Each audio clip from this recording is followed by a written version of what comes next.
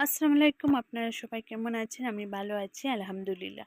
তো আজকে হচ্ছে রমজানের দিন। তো আমার মা আমার বাবাকে নিয়ে খেলা করছেন। ওর বাবা গাছ থেকে একটা কাঁঠাল পেড়েছেন ইফতারের জন্য।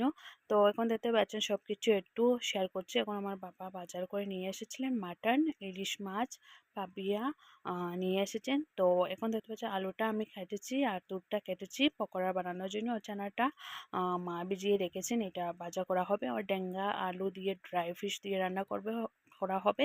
আর কাটারটাও রান্না করা হবে ডাল দিয়ে ড্রাই ফিশ দিয়ে।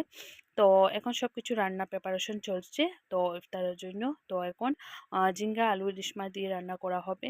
তো মাটনটা কারি করা হবে। তো মাটনটা মাখিয়ে দিয়েছি, মার জন্য একটু হেল্প করছি মার সাথে। তো এটা ম্যারিনেট করে 15 মিনিটের জন্য রেখে দিয়েছিলাম। তো পাপিয়া মাছটা ভুনা করা হবে। তো আজকে একটা শেয়ার করবো আপনাদের সাথে। আজ হচ্ছে আমার বিয়ের 3rd অ্যানিভার্সারি।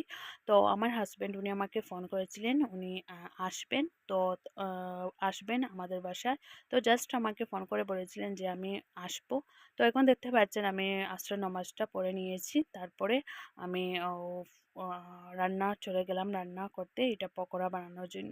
তো আমার হাজব্যান্ড আমাকে জাস্ট ফোন করেছিলেন যে আমি আসবো। তো আমি জানি না যে উনি আমাকে এত বড় সারপ্রাইজ দেবেন।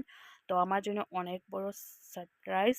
তো উনি আমাকে একটা কেক নিয়ে এসেছিলেন, একটা রেড রোজ নিয়ে এসেছিলেন। আর উনি আমার জন্য একটা গিফট কাপড় নিয়েছিলেন পাকিস্তানি চুড়িদার।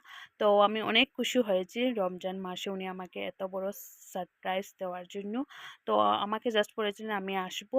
তো উনি আমাকে ওনার জন্য আমি বিফ, পোলাও, ডিম অনেক কিছু প্রিপারেশন করতেছিলাম। তো উনি আমাকে বলেছিলেন কিছু না, ওনার শরীরে অ্যালার্জি হয়েছে, ডাক্তার ওনাকে বিফ, ডিম আহ, না খাওয়ার জন্য বলেছিলেন। তো ওর জন্য আমি ওনার জন্য কিছু প্রিপারেশন করছি না। উনি বলেছিলেন জাস্ট আমাকে একদম ড্রাই ফিশ দিয়ে রান্না করবেন। ড্রাই ফিশ উনি অনেক ভালোবাসেন। তো ইফতারের জন্য ওনার নিরামিষটা খেতে অনেক ভালোবাসেন উনি। তো ওনার জন্য আমি ড্রাই ফিশ ওনার যা ভালো লাগে তাই আমি রান্না করেছিলাম।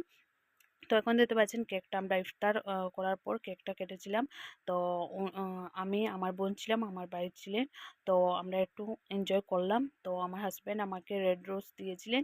তো আমি অনেক ভালোবাসি তাই উনি আমার জন্য রেড রোজ দিয়েছিলেন।